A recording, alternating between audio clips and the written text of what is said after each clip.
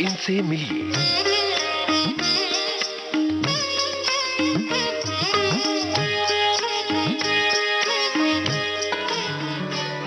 आज के इनसे मिलिए कार्यक्रम में हम आपको सुनवा रहे हैं नवोदित गायक शाहिद मालिया से राजेंद्र त्रिपाठी की बातचीत।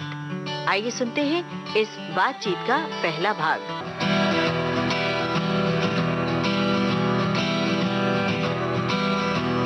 दोस्तों नमस्कार, बहुत बहुत स्वागत है आप सभी का। मैं हूं आपका दोस्त राजेंद्र त्रिपाठी और आज के इनसे मिलिए कार्यक्रम में आपकी मुलाकात करवाएंगे उभरते गायक शाहिद माल्या से। कोई दिल बेकाबू कर गया और इश्का दिल में भर गया, आंखों में वो लाखों गल्ला कर गया वे, और अब्बा मैं तो मर गया वे, शदाई मुझे कर गया वे, और अब्बा मैं तो मर गया वे, शदाई मुझे कर गया वे। नमस्कार दोस्तों, मैं हूँ शाहिद माल्या। सलाम। तो दोस्तों, शाहिद हमारे समक्ष आज के इस प्रोग्राम में माइक्रोफोन के जरिए आपसे मुखातिब हैं और हम शाहिद आपसे ये जानना चाहेंगे कि जो आपका नाम है उससे हम ये नहीं जान पा रहे हैं कहाँ से आप बिलोंग करते हैं, और ये आपकी जो पहचान है तो ये क्या माता पिता के परिवेश में संगीत की पहचान आपको मिली तब ऐसा आपने नाम रखा, या वाकई नाम की कोई राज की बात है? मैं आपको बता दूं राजेंद्र जी, मेरा फिल्मी बैकग्राउंड तो नहीं है लेकिन म्यूजिकल पूरा है, और मेरे पिताजी खुद सिंगर हैं और मोहम्मद रफ़ी के साथ में उन्होंने कम से कम 10 साल बिताए हैं। उनको गुरु मानते हैं अपना, और ख़ुद गाते भी हैं। और हम लोग पंजाब से बिलोंग करते हैं और मेरा पूरा नाम है मोहम्मद शाहिद माल्या। तो मैंने थोड़ा शॉर्ट ज़रूर किया लेकिन इसमें कोई फिल्मी बात नहीं डाली मैंने। माल्या नहीं है, मालिया है, MALIYA। अच्छा। तो हमारे पंजाब में जो घर बनते हैं, एक माले के ऊपर दूसरा जो माला होता है ना, तो हमारा एक पूरा एक गांव है वहाँ पे, फिरोजपुर के पास में बजीतपुरा गांव है। तो उस पूरे गांव में हर घर के ऊपर एक माला बना होता था, और हमारी बहुत ज़्यादा बड़ी कम्युनिटी वहाँ पे रहती थी, अभी भी होगी शायद। इसी तरीके से बुलाते थे, अरे वो मालिया वाले घर है ना उनके, जो महल मालिया, मतलब वो वहां से सरनेम आया है। तो ये बात चलते चलते अपभ्रंश का रूप ले गई बोली और आपका नाम जो हो गया मालिया। जी जी जी जी। अच्छा शाहिद, हम आपसे ये जानना चाहेंगे, वैसे आपके तमाम गाने आज की जो पीढ़ी है वो जानती है, उनकी जुबान पर हैं, लेकिन फिल्मों में गाने से पहले ये सुना गया है आपके बारे में कि टीवी सीरियल्स के जो टाइटल सॉन्ग्स होते हैं उससे शुरुआत की थी आपने। हाँ, उस समय स्टूडियो में तो कोई घुसने देता नहीं था फिल्मों के लिए, हमें जानते भी नहीं थे लोग और हम भी उन तक नहीं पहुंच पाते थे। तो टीवी सीरियल तक अप्रोच वो भी काफी मुश्किल से पहुंचे वहाँ। टीवी सीरियल भी मेरे लिए बहुत बड़ी बात है। ठीक है, टीवी बड़ा पर्दा नहीं होता, लेकिन एक छोटे पर्दे के तौर पे मैंने शुरुआत की, उसके जरिए सब कंपोजर्स के कानों तक मेरी आवाज़ पहुंची। तो I am very big thankful to TV and TV songs.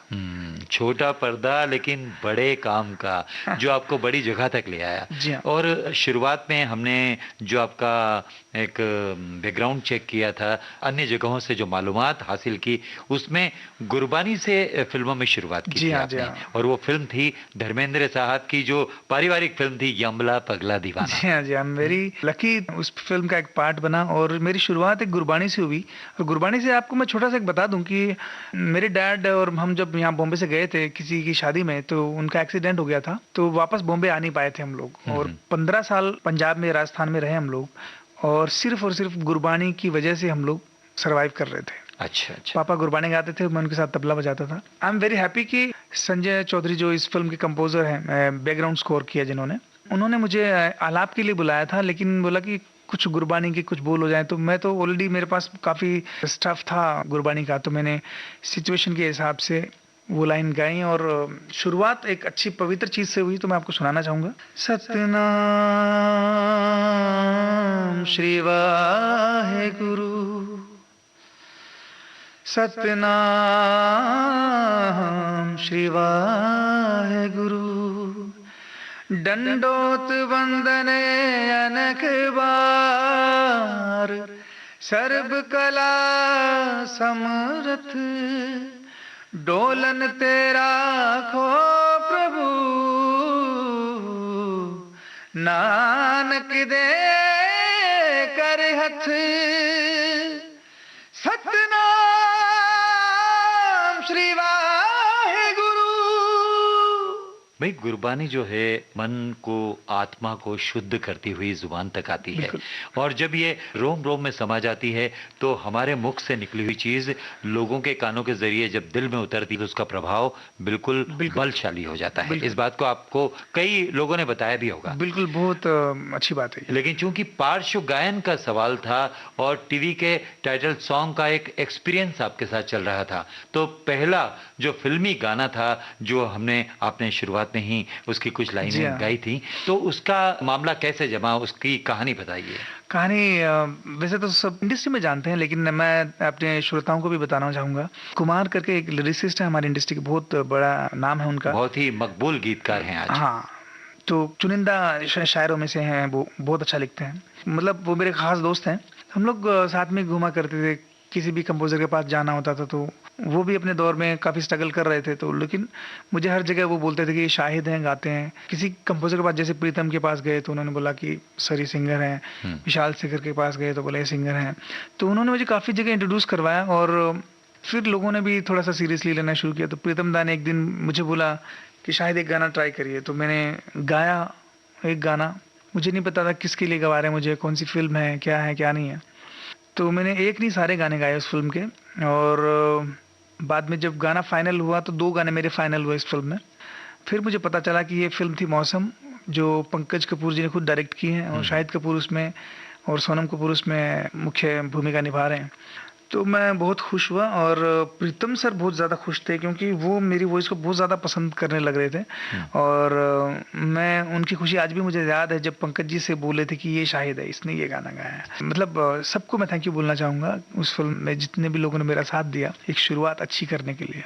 और वो 2011 का सबसे बड़ा हिट सॉन्ग था, मुझे उसके लिए अवार्ड भी मिले थे 2-3। जी जी, ये सभी जानते हैं आपकी बात और मानते भी हैं। अच्छा ये बताइए कि आज जिस मकाम पर आप चल रहे हैं और अभी बहुत लंबा सफर आपको तय करना है गायन शैली का, अभी तो शुरुआत है।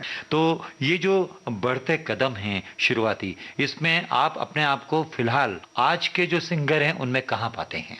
मुझे लगता है कि मैं ही सबसे पीछे हूँ लेकिन पीछे आगे की मैं दौड़ में हुई नहीं, मैं आपको सच्ची बात बता दूं राजेंद्र जी। और मैं हमेशा सबके पीछे चलना चाहता हूँ, क्योंकि आगे जाने के बाद तो कोई रास्ता ही नहीं है, कहाँ जाए आदमी। तो मैं भाग्यशाली हूँ कि मैं अच्छे संगीतकारों के साथ आज काम कर रहा हूँ, और मुझे जो गाने मिल रहे हैं बहुत चूजी सॉन्ग मिल रहे हैं, बहुत मतलब लीक से हटकर गाने, इसके लिए मैं बहुत खुश हूँ। मैं एक ही तरह के गाने नहीं गा रहा हूँ, मैं डिफरेंट स्टाइल में, हर स्टाइल में। आप जितने भी गाने आज तक मेरे गाए हैं आपको वर्सटैलिटी का एक पता चलेगा, अंदाज़ा लगेगा, जो कि मैं हमेशा अपने आप को एक्सप्लोर करता हूँ कि हर तरह के गाने मैं गा लूँ। ये जो बात आपने कही कि वर्सलिटी जो है ये वाकई में आपकी आवाज़ में पाई जाती है, सुनने वाले भी इस बात को समझ रहे हैं। लेकिन प्रीतम जी से शुरुआत हुई, बड़े लकी हैं आप। तमाम और भी जो संगीतकार हैं मेरी ज़ुबान पर नाम है उनके, सोहेल सेन जैसे, शमीर टंडन हैं, विशाल शेखर, विशाल भारद्वाज जी, शंकर एहसान लॉय की तिकड़ी और अमित त्रिवेदी। तो इनका सिलसिला बारी बारी से आपका जो मुलाकातों का रहा वो कैसा रहा? और सबसे पहले प्रीतम के बाद आपको जो अपनी फिल्म में ब्रेक दिया वो किसने दिया? ब्रेक तो सर एक गाने के बाद टूट जाता है लेकिन ठीक है, उसके बाद में मुझे गाने मिले, ये कह सकता हूँ मैं। उसके बाद मैंने विशाल शेखर साहब के लिए गाना गाया, दोनों बहुत अच्छे टैलेंटेड कंपोजर हैं। फिर सोहेल सेन के लिए मैंने गाया। फिर उसके बाद मुझे शंकर एहसान लॉय ने बुलाया, और वहाँ मैं बहुत नर्वस था क्योंकि वो तीनों एक अच्छी तिकड़ी हैं और कमाल की। शंकर खुद बहुत अच्छा गाते हैं, और उनके सामने आप मतलब कोई गाना गा रहे हैं, मतलब एक बहुत ही अजीब बात थी वो। तो मैंने गाना गा दिया था, आधे घंटे में गाना डन हो गया था। जी, कौन सा गीत था वो? वो फिल्म थी 2 स्टेट्स, और उसका एक शादी सीक्वेंस का एक सॉन्ग था, और गाना कुछ ऐसा था, इसकी उसकी कौन किसकी यारा दा ईमान, विस्की उस पे चिकन हो तो होर वधिया, प्रिटी प्रिटी फेस जिथे यता उलवे उथे मामला डन हो तो होर वधिया। मैं गाना गा के जब बाहर आया, आधे घंटे में कुछ डन हो गया था सॉन्ग जी। बोले यार कमाल है, आपने बड़े जल्दी गा दिया। और मैंने कहा सर मैंने ये सोच के गाया कि आप स्टूडियो में हो ही नहीं तो बड़े खुश हुए। और इसी तरीके से मैं विशाल शेखर साहब के यहाँ पे जब गा रहा था, कुकड़ कमाल था, स्टूडेंट ऑफ द ईयर का सॉन्ग। जी जी। वो मुंडा कुकड़ कमाल दा, ओ मुंडा कुकड़ कमाल दा हो किन्ना सोहना किन्ना कूल मुंडा किन्ना वंडरफुल एनू वेखे जे कुड़ियां ते कहंदी ओ माय गॉड। इसमें काफी उतार चढ़ाव थे गाने में, और मैं जब पहले दिन सुनने गया था गाना, उनको मैंने बोल दिया था कि सर मैं आज गाऊंगा नहीं, क्योंकि हाई स्केल पे जब हम ज्यादा देर तक स्टूडियो में गाते हैं तो वॉइस का टोन चेंज हो जाता है जी जी। और हमें मेंटेन करना पड़ता है गाने का एक टोन।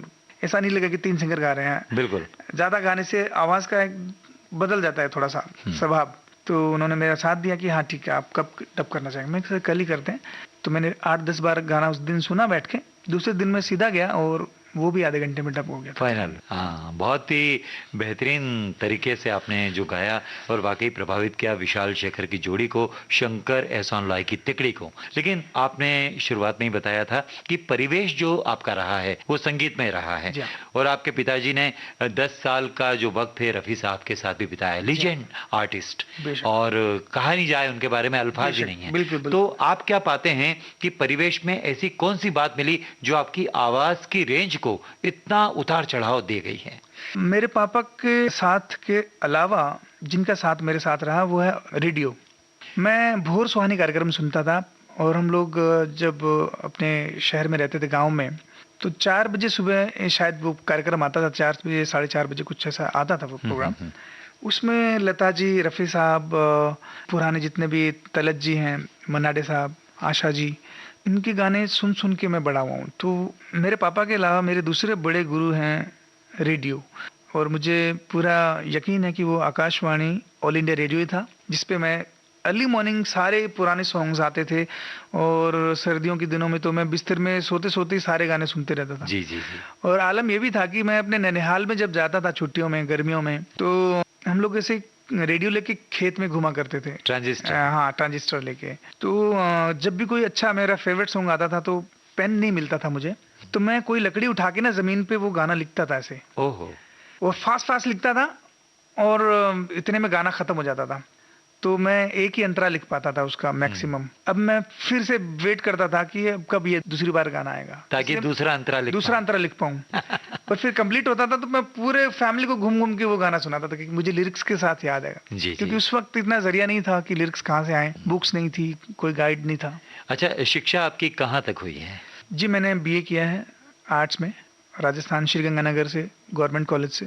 सूरतगढ़ के नजदीक है? जी हाँ, करेक्ट। जी जी जी। और काफी वो जो माहौल है डेजर्ट का, बिल्कुल, और वहां पर दोपहर के सन्नाटे में जब संगीत की लहरियां, और सुबह सुबह भोर में जैसे आपने बताया कि रेडियो में जो भूले बिसरे नगमे आप सुनते थे, जी हाँ, तो ये बड़ा इंस्पिरेशन बना है आपके लिए। प्रोग्राम गीत माला कुछ कार्यक्रम था, और मतलब मैं तो अभी एकदम नॉस्टैल्जिक हो रहा हूँ कि मैं क्या बोलूँ, मतलब बहुत सारी यादें एक साथ उमड़ आई हैं मेरे दिमाग में। जी जी जी। अच्छा, पहली प्रेरणा वैसे पापा ने दी थी कि आपको सिंगर बनना, या आपकी चॉइस थी? है सिंगर बनना मेरी चॉइस थी, लेकिन मैं सीख रहा था साथ साथ में। किससे सीखा आपने? पापा से सुन सुन के। मैं उनके साथ तबला बजाया करता था। अच्छा। और स्कूल में भी मैं पार्टिसिपेट करता था, 26 जनवरी, 15 अगस्त। मेरा हौसला तब बढ़ा जब मुझे 2nd स्टैंडर्ड में जो चीफ गेस्ट थे हमारे स्कूल में आए हुए, उन्होंने मुझे 5 रुपए दिए और शाबाशी दी, बोला बहुत अच्छा गाते हो आप।